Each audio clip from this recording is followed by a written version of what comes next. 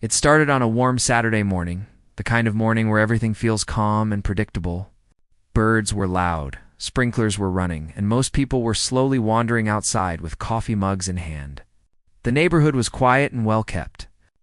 The kind of place where people waved at each other even if they didn't know one another well.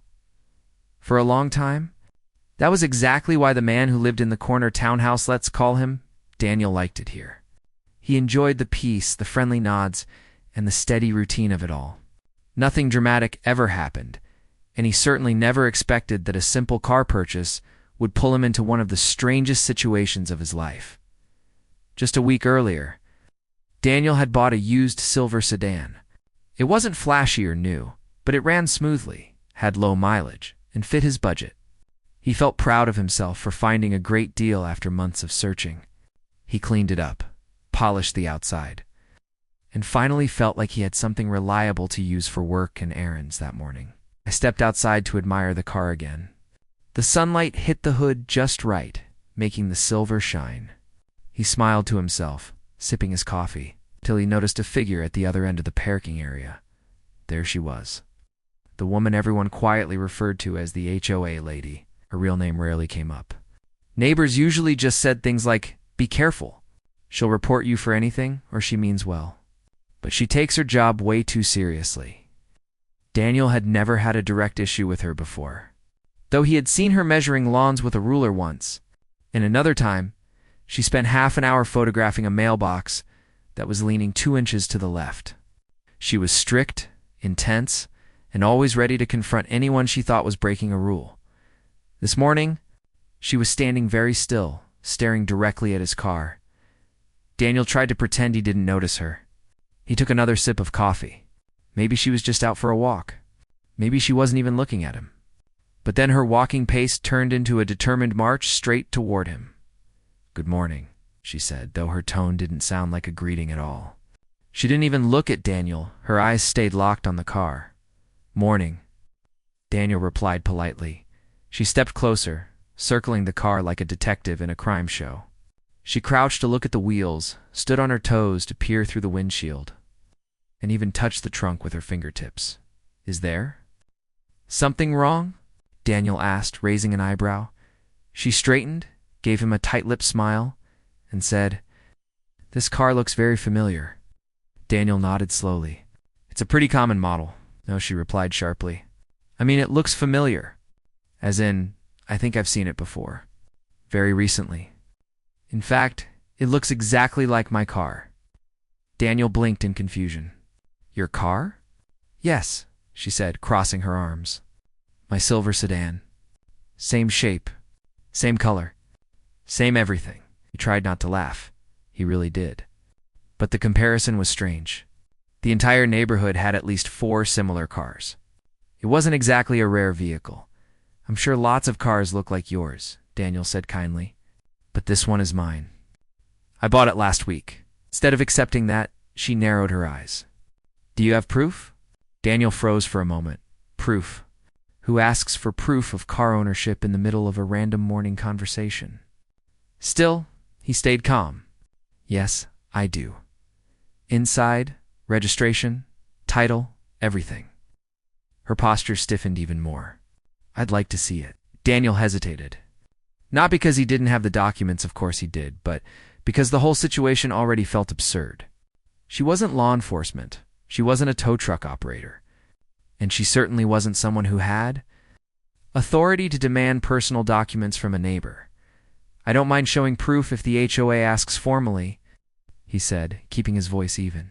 "But I don't feel comfortable handing documents to someone just standing in the parking lot." Her eyes widened as if he had insulted her. "I'm on the HOA board," she snapped. "I have the right to verify suspicious vehicles." "That's not how that works," Daniel said gently. "The HOA can request info through email or a notice. Not like this." She huffed loudly, her arms tightening across her chest. "Well, I'm going to be keeping an eye on this. Something is off. I can feel it." With that, she turned sharply and walked away, muttering to herself in an agitated tone. Daniel stood there for a moment, halfway amused, halfway annoyed, but mostly confused. He knew the car was his. He knew he had done nothing wrong. He assumed that would be the end of it, but it wasn't. The next morning, when he walked out to head to work, there was a bright yellow note stuck to his windshield. The handwriting was large, angry, and underlined 3 times. Unregistered vehicle. Remove immediately or face consequences. Daniel sighed, peeled it off, and tossed it into the passenger seat. Maybe she had simply jumped to conclusions. Maybe she would calm down after he emailed the HOA. He sent the email right away, a copy of his registration, a parking spot assignment, and a friendly explanation. He received a short, professional reply confirming everything was in order. That should have ended it. But the next day, there was another note. Final warning, the day after that. Another report filed. Daniel felt his patience thinning. He wasn't someone who liked conflict, but this was getting ridiculous. He considered knocking on her door and having a calm talk, but every time he passed by her house, she was either glaring out the window or standing outside with her arms crossed like she was guarding the neighborhood. From an invisible threat, then things took a stranger. Daniel noticed her taking pictures of him getting into his car. Not just a quick snapshot, a full series of photos from multiple angles. She even followed him halfway to the mailbox one afternoon, staying several steps behind but making no effort to hide the fact she was recording his every move. One evening, when he returned from grocery shopping, he caught her leaning over the hood, scribbling in a notebook. "What are you doing?" Daniel finally asked. "Documenting," she said without looking up. "For what?" "For the report," she answered. Daniel felt a chill move through him. "What report?" She straightened and turned to him, her expression full of certainty. "You'll find out soon enough." Then she walked away. That night, Daniel sat on his couch trying to piece everything together. How did a harmless car purchase turn into all this? What did she really believe? And what was she planning? He tried multiple times to convince himself she would get bored and move on. But something inside him said this wasn't over. Something was building. He just didn't know what, but he was about to find out. The strange tension that had been building in the neighborhood didn't fade over the next few days. If anything, it grew heavier, like a storm cloud settling over Daniel's small corner of the world. He tried to go about his normal routine work, errands, chores, but the feeling of being watched was impossible to ignore. Every morning, he found himself glancing toward the window of the woman from the HOA, half expecting to see her face pressed against the glass. And more often than not, her curtains would shift the moment he stepped outside. She never waved, never greeted him, never even pretended she wasn't staring.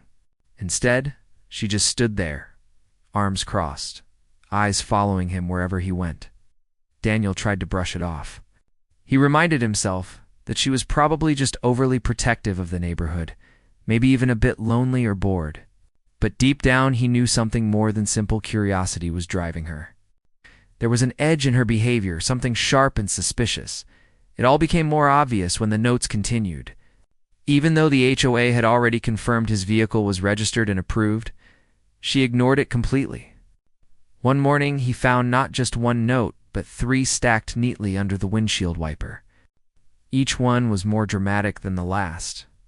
This vehicle is not authorized. You are not following community rules. Action will be taken. Daniel sat in the driver's seat with the papers resting on his lap, feeling a mix of frustration and disbelief. How many times could he send proof? How many times could he explain something so simple?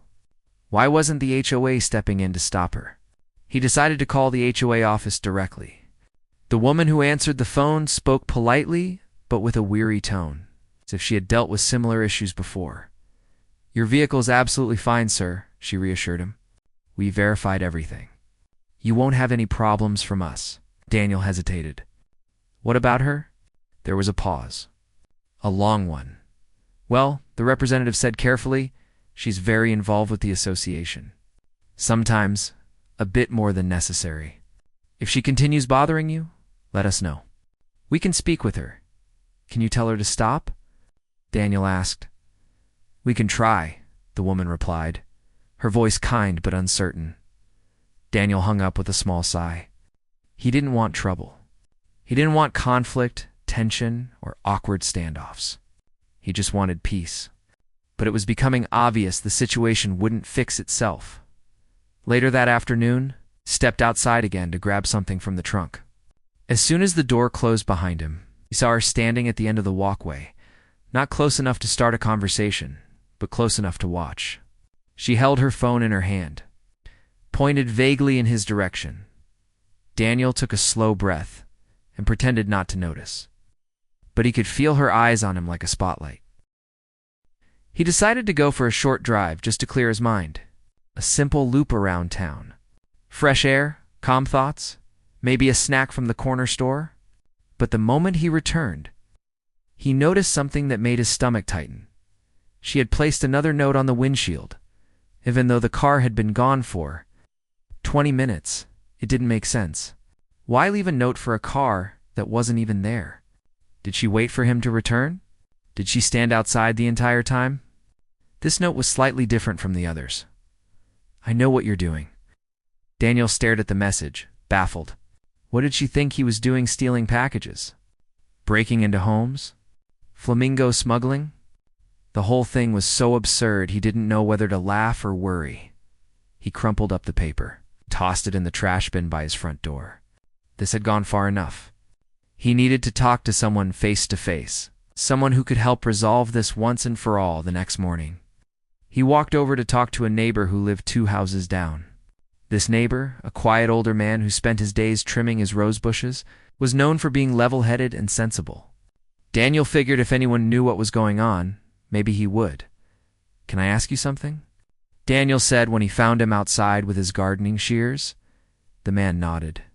"Of course. What's on your mind?" "It's about, well, the HOA situation." The neighbor lowered his shears slowly, his expression tightening with understanding. "Ah, her. So this is normal?" Daniel asked. "Normal for her," the man said with a small shrug. "She thinks it's her personal mission to keep everything perfect around here. Never mind that most of us just want to live our lives." Daniel rubbed the back of his neck. "Do you know why she's targeting my car?" The neighbor sighed. "She probably thinks she's helping. Last month she accused another neighbor of painting their shutters the wrong shade of gray. Turned out they were the exact shade listed in the rulebook. Didn't matter to her. Once she gets an idea in her head, she holds on to it." "So this might get worse?" Daniel asked. The neighbor gave him a sympathetic look. "It usually does before it gets better." That was not the answer Daniel wanted. The next few days proved the neighbor right. Instead of calming down, the woman doubled her efforts. She began walking around the parking area with a clipboard, writing notes as she circled Daniel's car multiple times a day. She held up a small flashlight to inspect the windows, the tires, even the roof. She took pictures from every angle, sometimes kneeling on the ground, sometimes raising her phone above her head. She started writing in large, dramatic letters on her clipboard, snapping it shut any time Daniel got close enough to glimpse the page. On Wednesday, Daniel came home from work to find her standing right next to his car, staring at the license plate as if it were a puzzle she needed to solve. "Can I help you?" Daniel finally asked, unable to hold back anymore. She didn't look at him. "This is not your car." Daniel blinked slowly. "I literally have the keys in my hand. You think I don't know what's going on?" She said, "I'm not blind. I see everything." Daniel took a deep breath. "I have documents, papers, proof. I've already turned them in to the HOA. They approved everything." "Didn't check properly," she insisted. "They don't know what I know. And what exactly is that?" She finally looked at him then, her eyes wide and full of certainty. "That car is not yours. I can feel it." There was no way to respond to that. How do you argue with someone's feeling? It wasn't logic or evidence or anything that could be reasoned with. It was pure belief, a belief that wasn't based on reality. Daniel walked away before he said something he might regret. He thought about sending another email to the HOA, but what would that even do now? They had already confirmed everything. They couldn't control her behavior. He tried to ignore everything again, convincing himself that maybe she would eventually drop the obsession. But he couldn't shake the feeling that she was building towards something. She carried herself with a strange determination, as though she was collecting pieces of a puzzle only she could see. One night, when Daniel was heading out to take out the trash, he caught her standing across the parking lot, talking quietly on her phone. He couldn't hear every word, but a few phrases drifted through the cool evening air. "Yes, I'm sure. It matches perfectly. Stolen. No, I see him using it. You need to come." Daniel froze mid-step. Was she talking to the HOA? To a friend? Or worse? He watched her pace back and forth, nodding to whoever was on the other end of the call. The streetlights cast long shadows around her, giving the whole scene an eerie feeling. She turned around suddenly, and Daniel stepped back behind his trash bin, heart beating a little faster. He wasn't scared of her, but he was scared of what she might be capable of if she truly believed he was doing something illegal. When she finished her call, she walked back toward her house with brisk, confident steps. She didn't glance around, didn't hesitate, didn't show any sign of nerves. Instead, she wore a strange, satisfied expression, as though she had finally achieved something she'd been working toward. Daniel didn't sleep well that night. Every sound outside made him sit up a little straighter. Every car door closing made him peek through the blinds, just in case. His imagination started filling in the blanks, wondering what she was planning. A false report? A formal complaint? Something involving the police. He didn't want to believe she would go that far. But the way she had spoken into the phone, the certainty in her voice, the pointed words like stolen, it all felt like a warning. By morning, Daniel had convinced himself he was overthinking. Not completely, but enough to function. He stepped out the door with coffee in hand, determined to keep his day as normal as possible. But as soon as he reached the bottom of the stairs, his steps slowed. She was standing near the parking area again, clipboard in one hand, phone in the other.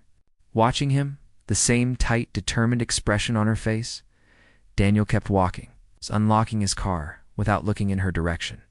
But he could feel her eyes tracking him, analyzing, judging, assuming, as he started the engine. He glanced through the side window. She wasn't just watching, she was smiling. A small, tense smile that said she knew something he did. Daniel drove away with one, his thought pressing heavily in his mind. Something was coming, and whatever it was. She believed she was absolutely right. Daniel had lived in the neighborhood long enough to know what normal mornings looked like. People walking dogs, sprinklers ticking in neat little rows, kids waiting for the school bus. That morning, everything still looked normal, but something felt wrong the moment he stepped outside. Maybe it was the quiet, not the peaceful kind, but the kind that hinted at tension, as if the air itself expected something to happen. Daniel locked his front door and started, walking toward his car with a travel mug in hand. He had planned to stop for breakfast on the way to work, hoping a change of routine might distract him from all the drama of the past weeks, but he didn't even make it halfway. Down the steps before he froze, 2 police cars were parked near the entrance to the neighborhood, angled slightly like they had arrived in a hurry. Blue lights weren't flashing, thankfully, but the cars themselves were enough to make Daniel stop in place. His stomach tightened. For a split second, he wondered if there had been an accident or a break-in. Maybe they were here for something completely unrelated. He wanted to believe that. He wanted to believe the arrival of the officers had nothing to do with him. But then, he saw her, the woman from the HOA. She stood near the police cars, talking quickly, her hands waving around as if she were describing something terrible. When she noticed Daniel, she pointed straight at him. Daniel felt his heartbeat stumble. One of the officers turned to look in his direction, then the other. They began walking toward him. He swallowed, steadying his breath. This couldn't be happening. Not over a parked car. Not over something so ridiculous. But the determined look on the woman's face said everything. She believed she had caught him doing something serious, something criminal, and she looked almost pleased about it. Daniel stood still as the officers approached, both wearing calm, neutral expressions. "Good morning," one of them said as they reached him. Daniel nodded. "Morning, are you Daniel?" the officer asked. "Yes, that's me," he replied. Trying to keep his voice steady, the officer gave a small, polite smile. We received a report this morning. Someone claimed a vehicle matching the description of the silver sedan in that parking space. He pointed toward Daniel's car was stolen. Daniel blinked, as if the words needed time to sink in. Stolen? He repeated, yes. The officer spoke gently, almost apologetically. We were told you may be in possession of a car that doesn't belong to you. The other officer stepped in, adding, we just need to sort things out. Make sure everything is in order. Daniel felt a wave of disbelief wash over him. He glanced toward the woman, who stood several yards away, arms crossed tightly, watching with the proud expression of someone who was convinced he had finally proven her point. He rubbed the back of his neck. That car is mine. I bought it. I have all the papers. Everything is legal. We're not here to assume anything, the first officer said calmly. We just need to check a few details. Would you mind showing us some identification and the vehicle documents? Daniel took a deep breath and nodded. Of course, they're inside the house. I'll go grab them. The officer gestured kindly. We'll walk with you if that's all right. He didn't object. He knew the officers were simply following procedure, and he appreciated that they were being respectful. As they followed him up the steps, he could feel the woman staring at him. Her eyes were filled with something strange, certainty, determination, and something else he couldn't quite understand. Pride. Daniel unlocked the door and stepped out. Inside, while the officers waited just outside, he opened the drawer where he kept important papers, pulled out the folder with the registration bill of sale, title information, and even the photocopy of the previous owner's signature. When he returned, the officers examined everything carefully. The first officer held the registration next to the keys in Daniel's hand. These match, he said softly to his partner. The second officer compared the VIN on the paperwork with the number listed on his tablet. And this matches too. Daniel remained quiet, letting them do their work. After a few moments, the officers nodded to each other. All right, the first officer said. Everything looks good here. Daniel felt a breath he didn't realize he'd been holding finally escape. The second officer continued. We're going to verify the VIN on the actual vehicle just to complete our report. Would you mind unlocking the car for us? Not at all, Daniel said. He led them down the steps, the gravel crunching softly under their shoes. As they reached the car, Daniel unlocked it with the remote. The officers checked the VIN on the dashboard, one reading aloud, while the other compared it to the paperwork. It's a complete match. The second officer confirmed. Daniel exhaled again, this time with more relief. He turned to look at the woman. She stood frozen, her eyebrows raised, her mouth slightly open. The confidence on her face melted into confusion and then frustration as she watched the officers nod approvingly. The first officer approached her politely. Ma'am, thank you for your concern, but everything is verified. The car belongs to him. Her face tightened. Are you sure? You checked everything? We did, the officer replied. Everything is legitimate. She shook her head, stepping closer. But it looks just like mine. Exactly like mine. The officer remained patient. Similar cars are common, but his VIN, his registration, and his documents all confirm ownership. The woman crossed her arms, her frustration building. Well, maybe the paperwork is fake. Daniel couldn't help it. He almost laughed at the absurdity. The officer calmly shook his head. No, ma'am. The documents are valid, and we confirmed everything with the system. She opened her mouth again, but the officer gently held up a hand. Ma'am, filing a false report can cause serious issues. We want to make sure everyone understands the importance of accurate information. Her expression faltered. She looked around as if searching for another angle, another argument, another way to claim she was right, but she had run out of ground. Is there anything else we should know? The officer asked her. She pressed her lips together. No, she muttered finally. The officers nodded and turned back to Daniel. Sorry for the inconvenience, first officer said. We just had to follow procedure. Daniel nodded. I understand. You're just doing your job. If anything like this happens again, the second officer added quietly, feel free to call us. You don't have to deal with unnecessary stress. Thank you, Daniel said, genuinely grateful. The officers returned to their cars, typed a few final notes into their system, and soon drove away. The neighborhood slowly went back to its usual quiet, but the woman stayed exactly where she was. Daniel turned to face her. She stared at him with a mixture of disbelief and irritation, as if reality itself had betrayed her. I don't know what kind of trick you pulled, she said finally, her voice low and sharp, but I'm not done looking into this. Daniel's patience finally thinned. There are no tricks, he said softly. It's just my car. She scoffed, then turned and marched back toward her house. Daniel watched her go, feeling a mix of relief and exhaustion. The situation was ridiculous, stressful, and almost surreal. But it wasn't over yet. Because as strange as the morning had been, he could tell by the look on her face that she was already planning her next move. And somehow, he knew she wasn't going to let this go. The day after the police incident felt like stepping into a strange version of the neighborhood Daniel used to know. Everything looked the same. Same houses, same trimmed bushes, same parked cars, but the atmosphere felt different. Like the place itself was holding its breath. Daniel woke up hoping the worst was behind him. The officers had cleared everything up. They had confirmed the car was his. They had even warned the woman from the HOA to stop making false claims. In a reasonable world, that should have been the end of it. But reason didn't seem to apply where she was concerned. Still, tried to start the morning fresh. He made breakfast, opened the blinds, and stood for a moment drinking coffee while the sunlight crept over the roofs outside. Birds hopped around on the railing, pecking at leftover seeds.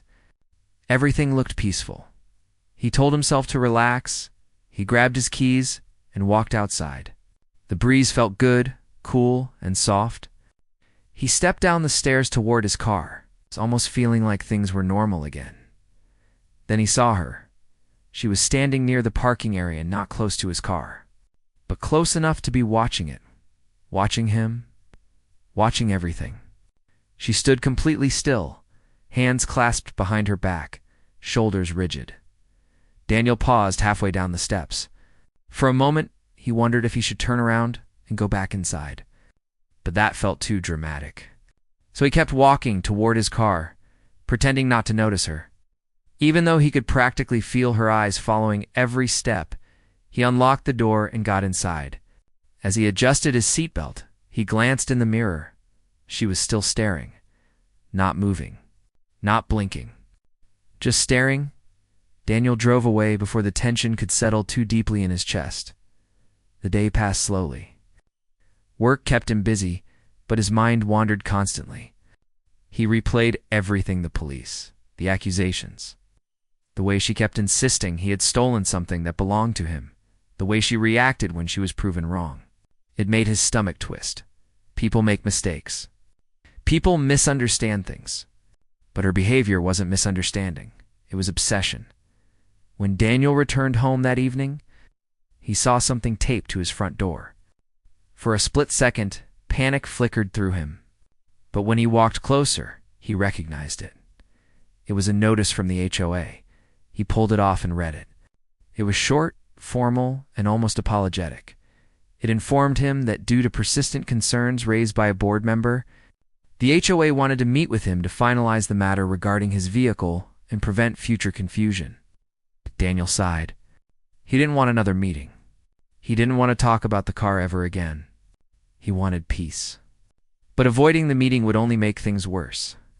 So he emailed them back, agreeing to whatever time worked best. He went inside, set his things down, and tried to distract himself with a movie. But he couldn't get rid of the uneasy feeling that she wasn't finished, and he was right. The meeting was scheduled for Thursday evening. Daniel arrived a little early, hoping to get it over with quickly. The HOA office was a small room with beige walls, a long table, and chairs neatly arranged like they were expecting a school presentation. 3 board members were already seated. When he walked in, and she was there too, of course she was. Her posture was stiff, her eyes sharp, and her expression unreadable. Daniel took a seat across from her, keeping his hands folded in his lap. "Thank you for coming," the board president began. "We want to resolve this situation in a calm, clear way." Daniel nodded politely. "Let's start with the basics," another board member said. "We reviewed the police report and spoke directly with the responding officers. They verified everything. Your car is legally registered, legally purchased, and completely yours." Daniel opened his mouth to say thank you, but she cut in before he could speak. "I still believe something isn't right," she said firmly. Daniel turned his head toward her, trying to remain calm. The police confirmed she held up a hand, interrupting him. "I know what the police said, but they don't live here. They don't see what I see. They don't know the history of this community like I do." The board members exchanged strained looks. The president cleared his throat. "Regardless, the evidence is clear. The matter of the car is closed." Her jaw tightened. "You're all being fooled," another board member said gently. "We're seeing the situation for what it is." She whipped her head toward them, eyes flashing. "Are you saying you don't trust me?" "We trust you want the best for the community," the president said carefully. "But this incident crossed a line. A serious line." She blinked, confused. "What line?" "You filed a false police report." The woman stiffened. Her lips parted, then closed again. She looked at Daniel, then at the table, then at her own hands. "That was a misunderstanding," she said. But her voice lacked the confidence she had before. "It wasn't a misunderstanding," the president said softly. "It was an accusation of theft against a neighbor with no evidence." She looked like she wanted to argue. But no sound came out, and the president continued. "This isn't the first time residents have complained about your behavior." Her eyes widened. "Complained? About me?" "We appreciate your dedication," another board member said gently. "Truly, but your approach has made many people uncomfortable." She stared at them, stunned. "We've decided," the president said, choosing his words carefully, "that it's best to rotate your role on the board. You'll be stepping down from your position effective immediately." Silence filled the room, a heavy, tense silence. She looked around, blinking rapidly as if trying to process what she was hearing. "You're removing me? After all the work I've done?" "We're thankful for your work," the president replied, "but we need a calmer environment for the community." Her eyes landed on Daniel, and he realized instantly what she was thinking. "This is my fault." The meeting ended awkwardly. Soon after, the board thanked Daniel for attending and assured him the matter was resolved. But he could feel the tension vibrating in the air even as they all stood up, outside. Just as he was walking toward his car, he heard her behind him. "Wait," he turned slowly. She walked toward him quickly, her expression tight, almost trembling with anger. "Do you realize what you've done?" Daniel took a breath. "I haven't done anything except prove that my car is mine." "You made me look like a fool," she said, her voice sharp but shaky. "You made them take away my position." "I didn't make anyone do anything," Daniel replied calmly.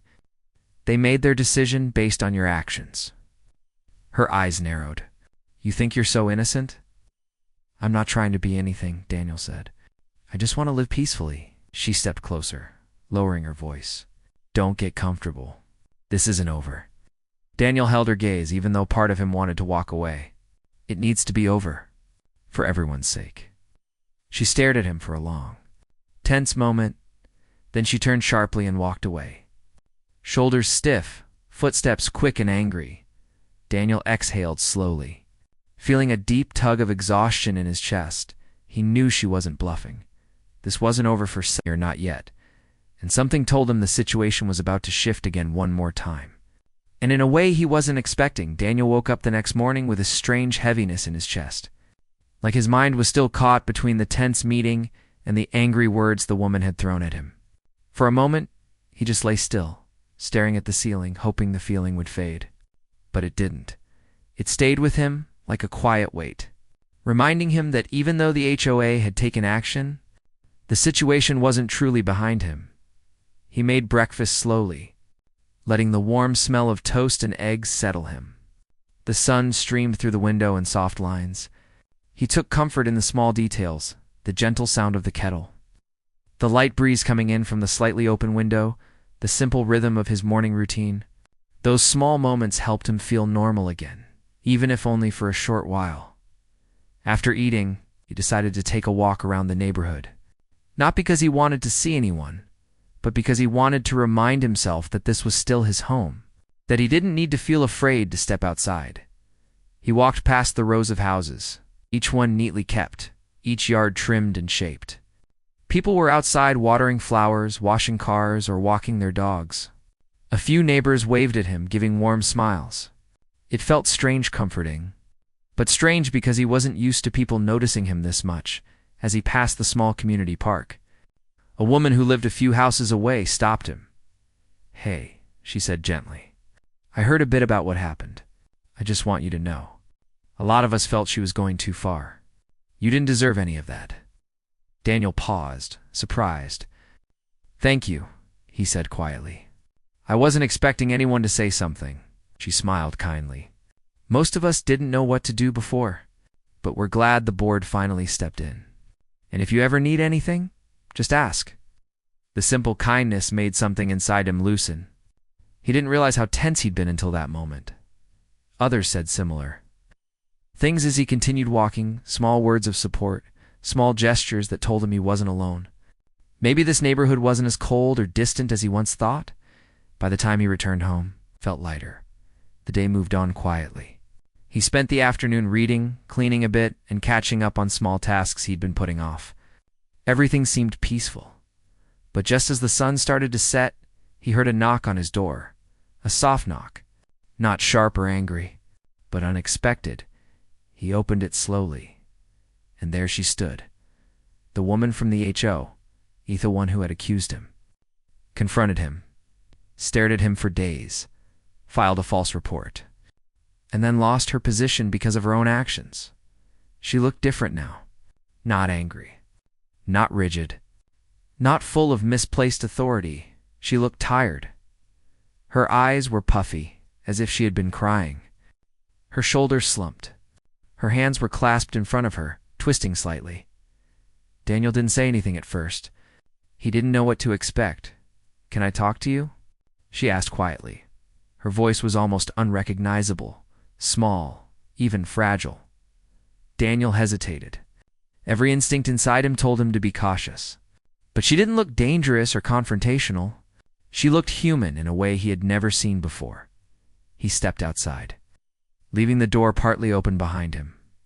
"What do you want to talk about?" he asked carefully. She took a deep breath, staring at the ground for a long moment before lifting her eyes to his. "I'm sorry," she said. Daniel blinked, unsure he had heard her right. She continued, her voice shaking a little. "I know that might not mean much after everything, and I don't blame you if you don't trust me, but I wanted to say it anyway." Daniel didn't interrupt. She swallowed hard. "I got carried away. I've always been strict about HOA rules. Too strict, probably. It's the only thing I felt I was good at. It made me feel like I mattered. And when you moved in with a car that looked similar to mine, I convinced myself something was wrong. I didn't check facts. I didn't think clearly. I acted out of fear and stubbornness." She paused, wiping her eyes quickly, embarrassed. "When the police didn't take my side, I felt humiliated. And when the board asked me to step down, I blamed you because it was easier than facing the truth that I had gone too far." Daniel listened quietly. He didn't feel angry in that moment. He didn't feel triumphant or self-righteous. He just felt tired, but he also felt something else. Understanding, not agreement. Not justification, but understanding. He finally spoke. "You put me through a lot. You scared me. You made me feel like I couldn't even walk to my own car without being watched." "I know," she whispered, "and I'm so sorry." "I really am," he nodded slowly. "Thank you for saying it." A single tear rolled down her cheek. She brushed it away quickly, looking embarrassed again. "I don't expect forgiveness," she said. "I don't expect things to go back to normal. I just wanted to apologize for what I did." "You didn't deserve any of it." Daniel took a deep breath. "I accept your apology." She let out a shaky breath, relieved, though still sad. But he added gently, "I think it's best if we keep some distance for a while. I need time to feel safe again." She nodded immediately. "Of course, I understand." She stepped back, giving him space. "Thank you for listening, and I hope things get better for you, truly." Daniel offered a small nod. She turned and walked away slowly, her steps quiet, her shoulders still heavy. He watched her leave without anger, just a sense of closure. Over the next few weeks, the neighborhood settled into a calm rhythm again.